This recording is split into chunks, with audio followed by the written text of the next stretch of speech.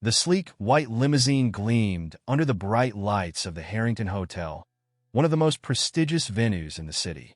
John adjusted his tie, a small but proud ritual he performed before every client, every time. He'd been working as a limousine driver for over 15 years, meticulously cultivating an image of dignity and professionalism. His suit was sharp, his shoes polished, and his dark hair perfectly slicked back. He liked to think he could tell, almost at a glance, who belonged in his world of high-profile clients and who didn't. As he waited, he checked the rearview mirror, eyes narrowing. The Harrington was buzzing with evening activity. Doormen opening car doors, concierges whisking bags from polished SUVs, well-dressed guests gliding through the golden doors. Then, out of the corner of his eye, he saw a woman approaching, and his jaw tightened almost imperceptibly. She was dressed elegantly, but John, without a second thought, decided she didn't quite fit the image of his clientele. The woman stopped directly in front of him, a hint of polite expectation in her expression. "Good evening," she said, voice calm and clear. "Are you John by any chance? I'm Ava. I believe you're my driver tonight." John's mouth twitched into a quick, dismissive smile. "Ma'am," he said with a rehearsed patience, "the taxis are lined up just there." He gestured vaguely to the side of the hotel, as if she hadn't spoken. Ava's expression didn't falter. She simply looked at him, her gaze calm and unwavering. "I understand," she said softly, her tone composed but firm. "However, I reserved a limousine, and I was told that John would be my driver. That's why I'm here." John huffed quietly, feeling an uncomfortable prick of irritation. This woman's calm persistence unsettled him. The impeccable hotels, the elite dinners, the high-profile clients. He'd worked hard to build his reputation within this exclusive bubble, and he wasn't about to let someone force her way in. "Look," he began, voice clipped, "I don't mean to be rude, but maybe there was a mistake. I doubt this car was meant for." His voice trailed off, his implication as clear as if he'd shouted it. Ava waited unflinching. "It seems you may have made a mistake," she replied simply. "Why don't you check the reservation?" John stared at her, a pulse of resentment simmering under his composed surface. Then, sighing dramatically, he pulled his tablet from his jacket pocket, determined to prove her wrong so she would leave. His fingers tapped the screen, scrolling down the list of clients for the evening. And there it was, Ava Williams, VIP reservation. He stared at the name, unwilling to believe it for a long moment. When he finally looked up, Ava was watching him with the same calm gaze. "Looks like I am on the list," she murmured, her voice touched with a hint of irony. John's mouth opened, but no words came. Swallowing his embarrassment, he forced himself to slip back into his usual professional mask. He walked around to the passenger side and opened the door, his face stiff. "Please," he muttered, avoiding her gaze. "Come in." Ava nodded politely, murmuring a soft "thank you" as she settled herself into the plush seat. There was no sarcasm in her tone, no edge, just a quiet dignity that made John feel even more foolish. Inside the limousine, the silence grew tense. John gripped the steering wheel tightly, the weight of his embarrassment pressing down on him. He could feel her presence behind him, as composed and calm as ever, and it grated on him. He was used to clients chatting, asking about the city, complimenting the car. But Ava remained silent, and in the quiet, his shame felt almost palpable. Finally, he couldn't help himself. "Is everything satisfactory, ma'am?" he asked, his tone carrying a forced politeness. "Yes, thank you," Ava replied, her voice calm, as if there had never been an issue at all. "It's exactly as I expected." The words stung. He wanted to believe there was no double meaning, but her restraint felt like an invisible slap. He continued driving, hyper-aware of every small action, trying to salvage his pride. He didn't offer her the complimentary drinks, nor did he adjust the controls to make her ride more comfortable, actions he performed automatically for other clients. A voice inside him whispered that maybe he was making things worse, but he ignored it. As they neared their destination, Ava spoke, her voice soft yet cutting through the silence. "John, how long have you been a driver?" The question caught him off guard. 15 years, he replied curtly. "With this company, almost 12? She nodded. "Impressive."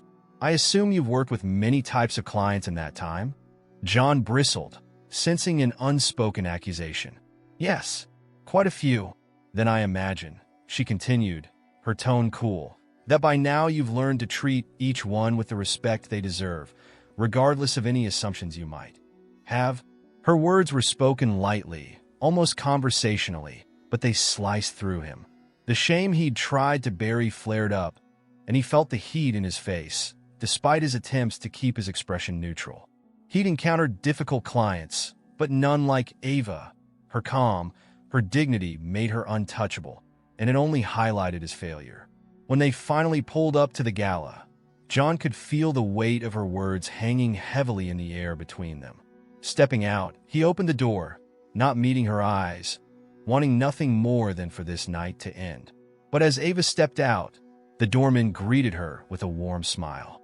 "Ms. Williams, welcome," one of them said, gesturing toward the grand entrance with the deference reserved for the most valued guests. John froze, watching as Ava gave a polite nod, offering her hand to shake. "Thank you," she said, smiling warmly, before glancing back at him for a brief, telling moment. Her eyes, clear and steady, seemed to hold a silent message, one he could no longer ignore. As she turned and walked into the grand ballroom, John stood by the car, a sinking feeling in his stomach. The shame was no longer a dull irritation. It was a raw wound. He could only watch as she disappeared into the crowd, realizing he had been wrong in every way that mattered. The next morning, John arrived at work still unsettled by the previous night's events. Ava's composed silence haunted him. He'd replayed her words and that piercing, quiet gaze in his mind all night. He'd had difficult encounters before, but her dignified response had struck deeper than any reprimand. He wanted to let it go, to forget about the whole incident, but the weight of shame lingered stubbornly. As he adjusted his tie in the company lounge, his manager, Mr. Anderson, entered, his face unusually serious. "John," Anderson began, not bothering with pleasantries, "I need to speak with you in my office." John's pulse quickened, but he maintained his composure. He followed Anderson into the glass-walled office, which overlooked the waiting limousines and drivers preparing for the day. Anderson shut the door and gestured for him to sit, taking a seat opposite him with a heavy sigh. "I got a call this morning from one of our top clients," Anderson began, folding his hands on the desk. "Ms. Ava Williams." John's stomach clenched. He forced himself to nod, expression guarded. "I see. She mentioned her experience with you last night." Anderson's tone remained steady, though his gaze held an edge. Ms. Williams didn't go into detail, but she suggested that there's room for improvement in how we treat all of our clients, regardless of what assumptions we might make. John's face flushed, though he tried to keep his voice calm. "Mr. Anderson, I admit that I may have misjudged her at first, but I gave her the service I give everyone." Anderson raised an eyebrow, unconvinced. "The service you give everyone? She requested you specifically, John. You're one of our best drivers. Do you think she felt that way by the end of the evening?" John faltered. He told himself the experience was behind him, but Anderson's words cut through his defenses. "I guess not." Anderson sighed again, leaning back. "Ms. Williams didn't ask us to reprimand you, John. In fact, she went out of her way to suggest that we give you a chance to learn from this. She's invited you to her office. She said she wanted you to observe how she runs her business." John looked up sharply, surprised. "She invited me?" Anderson nodded, his gaze piercing. "She believes it might give you a new perspective on client relations. And, frankly, so do I, John. I don't need to remind you that people like Ava Williams are the reason we have the reputation we do. This isn't optional." The words sank in with a finality that left no room for protest. John swallowed hard and nodded, forcing himself to remain calm. "Understood, sir." The next morning, dressed in his finest suit, John arrived at Ava's office building, a sleek skyscraper in the city's financial district. As he approached the receptionist, he adjusted his posture, attempting to exude his usual confidence. "Good morning. I'm here to see Ms. Williams," he said, hoping his voice sounded steadier than he felt. The receptionist, a friendly woman with a bright smile, nodded. "Of course, Mr. Carter. She's expecting you. You can go right up to the 12th floor. Conference room The elevator ride was long and silent. When he stepped out onto the 12th floor, he was greeted by an office filled with employees, all moving purposefully between desks, talking in hushed, professional tones. He spotted Ava down the hall, speaking with a small group near a window. She glanced up as he approached, her face calm, unreadable. "John, thank you for coming," she said, dismissing the group with a brief nod. "I appreciate you being here." John managed a nod. "Thank you for the invitation, Ms. Williams." She gestured for him to follow her, and they walked through the open office, where employees paused to nod politely at Ava. She stopped at a small seating area near her office, motioning for him to sit. "John, I wanted you to see something today," she began, her tone both calm and purposeful. "The way I work with my team, my clients, and everyone else I encounter. But first, I think it's important for you to understand why." John shifted uncomfortably, but he kept his gaze steady. "A lot of people, including those who sit in your seat, often make assumptions," she said, folding her hands neatly. "Assumptions based on appearance, background, or other surface details. And unfortunately, those assumptions affect the way they treat others." John felt his throat tighten. "I understand that now, Ms. Williams. Last night was eye-opening." Ava studied him for a moment, her gaze probing. "Perhaps, but it's not enough to understand it in hindsight. This can't be a lesson you learn once, and then forget when the next unexpected client steps into your car." He felt the weight of her words settle over him, sharper than any direct reprimand. Ava continued, her tone calm, but carrying an unmissable gravity. "We all have our roles to play, John," she said, her voice softening slightly. "Whether as the CEO of an investment firm or the driver of a limousine, our work is valuable when we do it with respect and integrity. People, our clients, rely on us to see them fully and not through a clouded lens." John felt the weight of her message, both chastised and strangely encouraged. He nodded, choosing his words carefully. "I realize now that I wasn't living up to that, Ms. Williams. I made assumptions and I apologize." Ava accepted his words with a faint nod. "Thank you. But apologies only mean something if they're followed by action." She rose, gesturing to the open office. "I want you to observe my team for the morning. See how we work with one another, how we communicate. Then we'll meet again afterward." John spent the next few hours watching Ava's team as they interacted with clients, each other, and Ava herself. She treated everyone, executives and interns alike, with the same attentiveness and respect. He noticed how she made time for a receptionist's concerns just as readily as for a major client's demands. The hum of the office was collaborative and respectful, an atmosphere he had never really experienced up close. When the morning concluded, Ava found him in the break room, observing a group gathered around a young woman sharing ideas with her colleagues. He watched, intrigued, as Ava listened attentively to the intern's suggestions, validating her input as if she were a senior executive. Ava turned to John. "It's about respect, John. When we treat people well, no matter who they are, we create a foundation for meaningful relationships." John met her gaze, something shifting within him. "I see that now, Ms. Williams, and I'll make sure that I reflect that in my work from now on." Ava gave a faint, approving nod. "Good. Then I think this was worth your time." He left her office with a newfound clarity, realizing he'd not only seen a different side of professionalism, but a side of himself he wanted to improve. The journey ahead would be uncomfortable, he knew, but it was one he needed to take. John returned to work the next day with a new, unsteady sense of purpose. For years, he defined his professionalism by his crisp suit and refined manners. But now, he couldn't help but feel there was something hollow about it. Ava's words had stripped away the layers of pretension he'd built around himself, leaving him to confront his own prejudices. The next evening, he was assigned another high-profile client. As he read through the reservation details, he felt a pang of anxiety. This wasn't Ava, but a similar profile, an executive from a prominent tech firm with an impressive list of achievements. He wanted to prove, not only to Ava but to himself, that he'd taken her lesson to heart. John drove to the address, an upscale apartment building downtown, and waited in front of the entrance. Soon, A woman approached, casually dressed, and John couldn't help the slight hesitation that crept into his mind. She wore jeans and a sweatshirt and carried a large backpack slung over one shoulder. For a brief moment, he felt a familiar instinct to question her status as his client.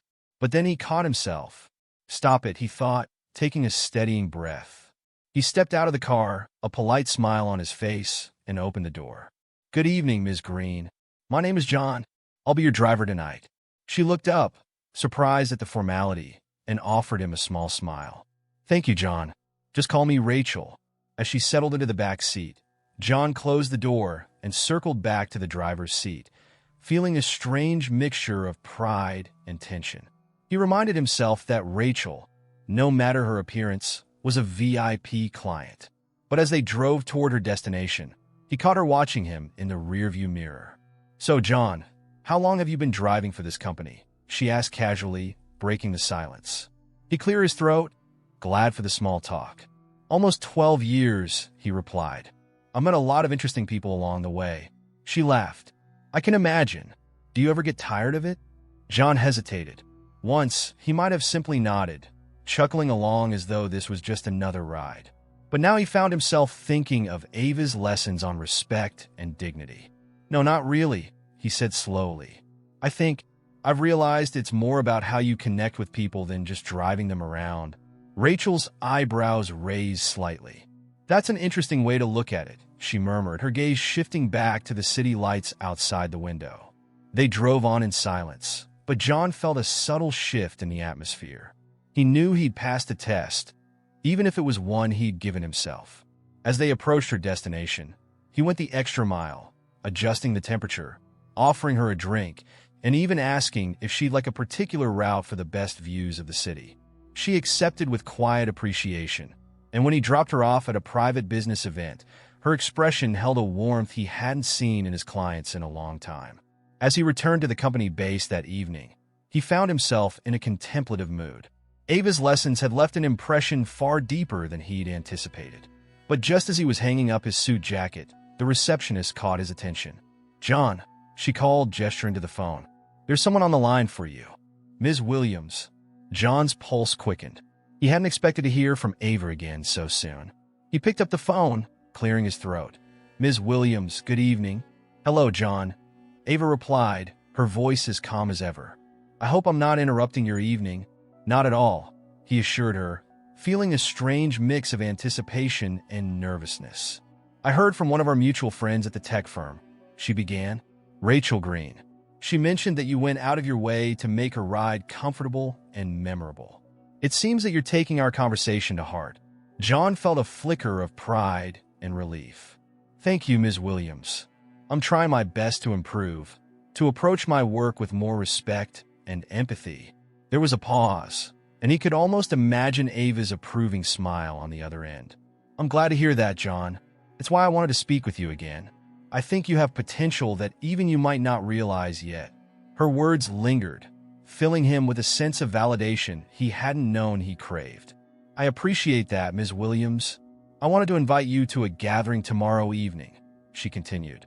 "It's a small event with some of our city's leaders and influencers. I think it could be an opportunity for you to meet people from various backgrounds and see how they interact." He blinked, stunned. An invitation to a high-profile event was beyond anything he'd expected. "Are you sure you want me there?" "Yes, John," Ava replied without hesitation.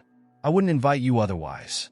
You see, this isn't just about what happened between us.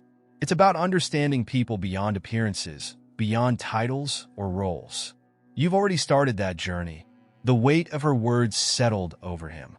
He realized she was offering him something more than just another lesson. She was offering him a chance to step into a world he'd only observed from the outside, to reshape his understanding of respect and professionalism. "I'd be honored to attend," he said finally, feeling a warmth he hadn't expected. "Good," Ava replied. "Wear your best suit and come with an open mind. I'll see you there." They exchanged farewells, and as John hung up, he felt a surge of excitement, tempered by nervous anticipation. Tomorrow wasn't just another job. It was a chance to prove to himself that he was worthy of Ava's respect. The next evening, John arrived at the grand hall, his suit freshly pressed, his shoes gleaming. The room was filled with elegantly dressed men and women engaged in lively conversations, the air buzzing with a mix of business and camaraderie. He scanned the crowd, feeling slightly out of place, but Ava spotted him almost immediately. "John," she greeted him warmly, shaking his hand. "I'm glad you made it." He smiled, grateful for her presence. "Thank you for the invitation, Ms. Williams. I'll admit, I'm a little out of my depth." She laughed softly, a sound that eased his nerves. "Everyone is at some point," she replied. "The important thing is to observe, listen, and learn." She introduced him to several of her colleagues, each interaction pushing him to see beyond titles and appearances. As he spoke with them, he found himself listening intently, asking questions, and realizing that these people were far more approachable than he'd imagined. As the evening wore on, he felt his apprehension dissolve, replaced by a growing confidence. He had, perhaps for the first time, truly embraced Ava's lesson, to treat everyone with dignity, not out of obligation, but because each person had a unique story, a value that went beyond his limited understanding. Before he left, Ava caught his arm and looked at him with an approving smile. "You've done well tonight, John," she said quietly. "Remember this feeling. It's what real respect looks like." He nodded, her words sinking in deeply. This time, as he walked away, he felt an overwhelming sense of purpose, a sense that he had begun to redefine not only his work, but himself. The following weeks marked a turning point in John's career. He noticed himself approaching each new client with a different mindset, one that he barely recognized but was slowly growing to appreciate. No longer did he judge his passengers by appearance or make assumptions based on how they looked or spoke. He found himself more open, curious even, about each person he drove, wondering who they were and what brought them to his car. His colleagues, however, noticed the change. In the break room, whispers grew as he began going out of his way to engage with clients who might have once fallen below his radar. He heard them murmuring in the hallways, snickering at how John the perfectionist had become John the friendly. But it was one particular evening, after a long day, that things took an unexpected turn. John was preparing to head home when his manager, Mr. Anderson, called him into his office. "John, have a seat," Anderson said, his tone neutral but his gaze sharp. John immediately sensed that this wasn't a simple end-of-day chat. "Is something wrong, sir?" John asked, tension creeping into his voice. Anderson folded his hands on the desk, regarding him seriously. "Not wrong, exactly," he began, "but I've noticed you've been different lately. Your approach with clients has changed, and I've been hearing feedback from some of the drivers as well." John shifted uncomfortably. He knew his recent behavior hadn't gone unnoticed, but he hadn't expected it to reach Anderson's desk. "I've just been trying to improve my service," he said cautiously. Anderson nodded slowly. "I see that, and I understand that Ms. Williams has been part of that change." John hesitated. "Yes, sir. She gave me some advice, and I've been trying to apply it." Anderson's eyes narrowed slightly, a hint of skepticism in his gaze. "I know Ava Williams personally, John. She's one of the sharpest and most successful clients we have. And if she saw something in you worth investing her time, then perhaps I'm missing something here." He leaned back, crossing his arms. "But I have to ask, why the sudden shift? You were one of our most by-the-book drivers, and now it seems you're going out of your way to befriend everyone." The accusation stung, and John had to bite back his first instinct to defend himself. But Ava's words echoed in his mind, reminding him to approach each situation with respect and integrity. "Mr. Anderson," he began slowly, carefully choosing his words, "I realized I was limiting myself and this company by sticking to an idea of professionalism that's, well, too rigid. Ava helped me see that, and I think it's made me a better driver and a better representative of this company." Anderson considered him for a moment, his expression softening slightly. "I hope you're right, John, because if this approach of yours doesn't yield results, you might find yourself needing to rethink things again. Not all clients want that personal touch." John nodded, taking the warning seriously. "Understood, sir." That evening, as he left the office, he couldn't shake the feeling of uncertainty. He'd been so focused on making amends for his mistakes, on proving to himself and to Ava that he could be different, that he hadn't considered how the company might view his new approach. Had he overstepped? Was he risking his job? The next day, his doubts were put to the test. He was assigned to drive a high-profile client, an older gentleman named Mr. Clark, who was a prominent real estate developer. As John pulled up to the sleek corporate building, he reminded himself to keep his professional composure, even as he battled the lingering thoughts from his conversation with Anderson. When Mr. Clark appeared at the door, he was dressed impeccably in a tailored suit, his expression unreadable as he slid into the back seat. John greeted him politely, noting the man's air of quiet authority. Clark barely acknowledged him, his eyes focused on his phone, tapping out messages in a steady rhythm.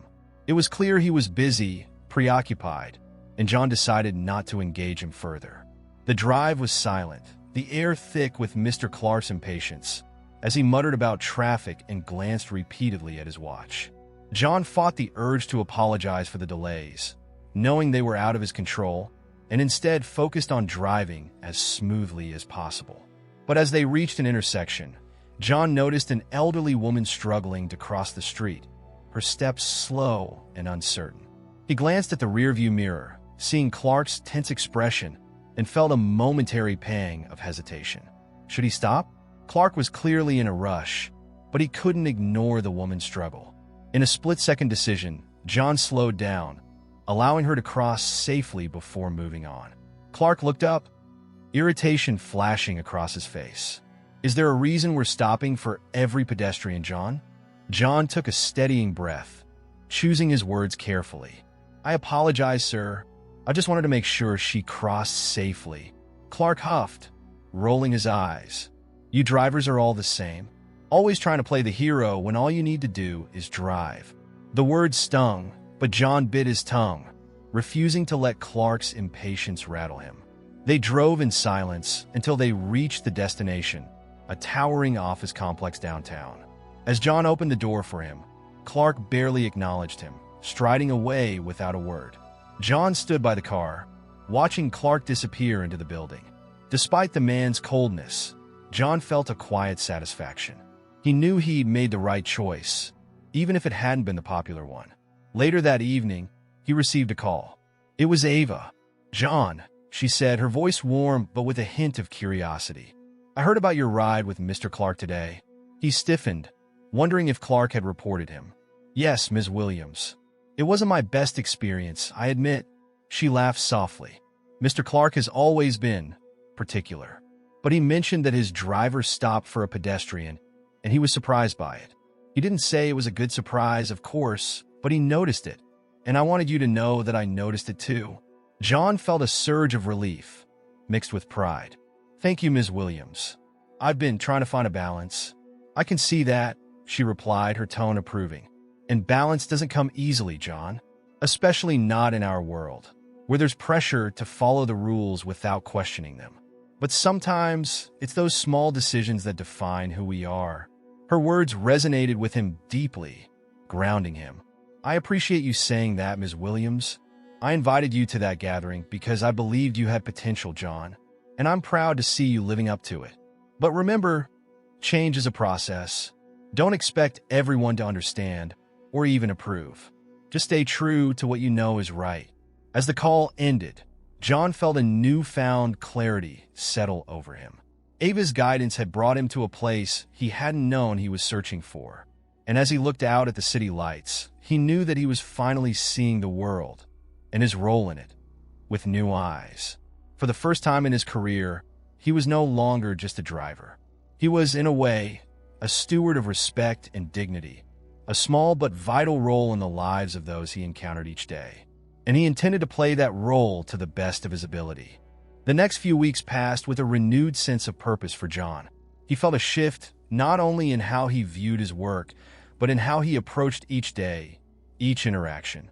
He was no longer focused solely on the pristine polish of his car or the flawless knot of his tie. His work had taken on a meaning he couldn't have imagined months ago when he'd let his assumptions color his treatment of clients. Now, he was committed to serving each person with respect and integrity, regardless of their background or appearance. One evening, he received a call from Ava's office requesting him for a drive the following morning. It was an unusually early pickup, and the destination wasn't a grand hotel or office, but a small community center on the outskirts of town. As he pulled up to the modest building, he spotted Ava waiting by the curb, dressed in simple attire, her face softened by the early morning light. She waved as he parked, a friendly smile replacing her usual composed expression. "Good morning, John," she greeted, sliding into the back seat. "Good morning, Ms. Williams," he replied, smiling back.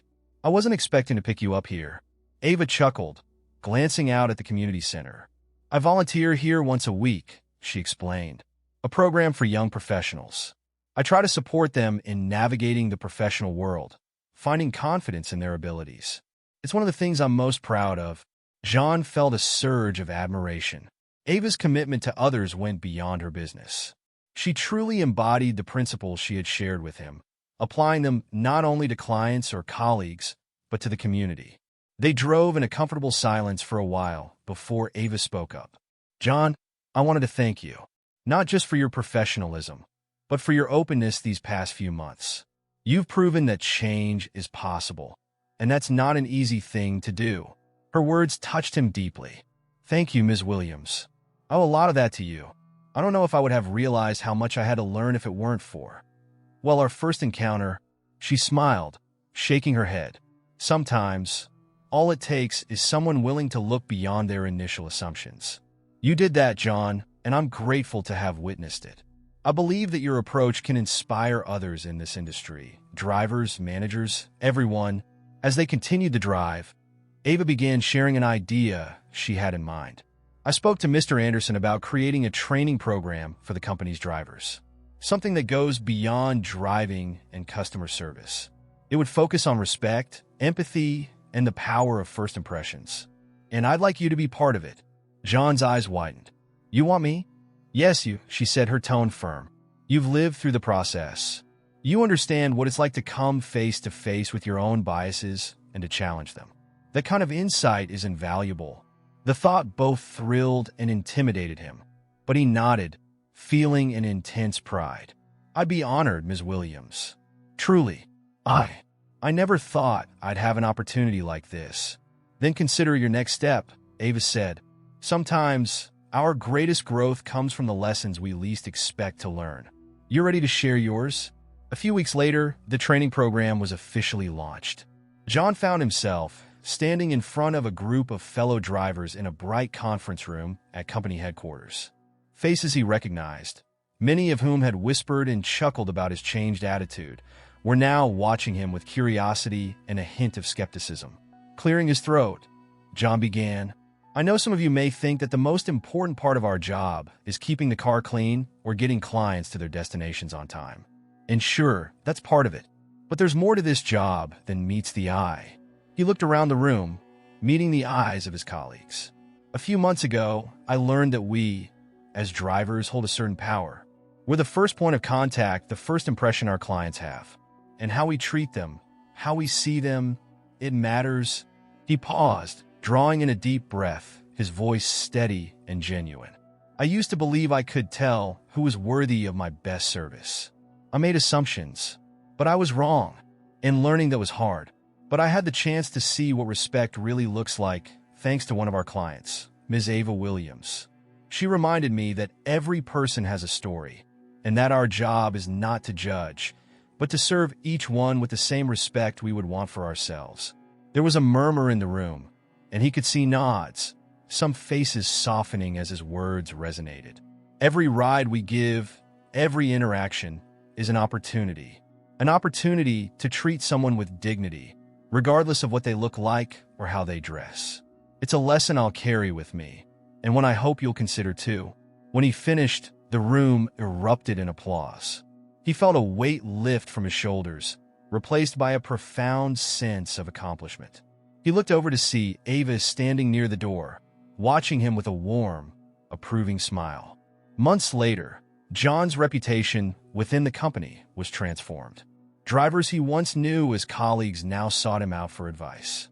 He'd become a mentor, not just for his professional skills, but for his commitment to empathy and respect. Ava's program, now fully integrated into the company's culture, had set a new standard in the industry. Clients noticed, too. Reviews flooded in praising the drivers for their kindness, attentiveness, and genuine respect. The change, seeded by a single encounter, had rippled outward, shaping the experiences of hundreds of clients who crossed paths with the company. One evening, after a long day, John received a message from Ava. It was a simple note. "Thank you, John, for helping me make this vision a reality. Keep driving with purpose." John read the message with a quiet smile. Ava had become a friend, a mentor, and a profound influence on his life. And now, as he climbed back into his limousine, he knew he wasn't just driving clients from one place to another. He was part of something bigger, a culture of respect, a commitment to seeing people for who they were beyond appearances. As he drove through the city lights, John reflected on how much had changed. He was no longer the same man he'd been when Ava had first approached him outside the Harrington Hotel. That old version of himself, focused on status and appearances, had been replaced by someone with a deeper understanding of human connection. And he knew, in his heart, that this was only the beginning of his journey.